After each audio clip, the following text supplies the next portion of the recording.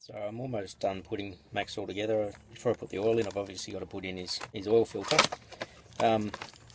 Couple of things when you're putting an oil filter, and one of the things I thought was common knowledge, but when I spoke to some other people they didn't know, this rubber gasket here that's part of the filter goes up against the engine block, and to make it easier to go on and make a really good seal, it's a good idea just to smear a little bit of fresh oil just onto that seal. So when you tighten it up, and you only tighten these up hand tight, you get them like up tight and then maybe turn them another quarter of a turn, and it's good you don't use the actual oil filter tool to tighten them up, because that can over tighten them, could damage the seal.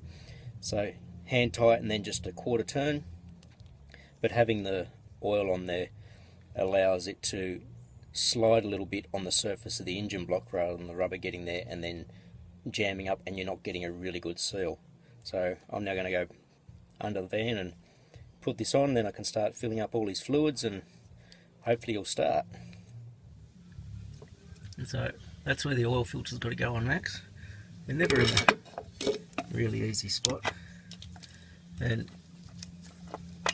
turn it backwards just a little bit until that thread clicks on.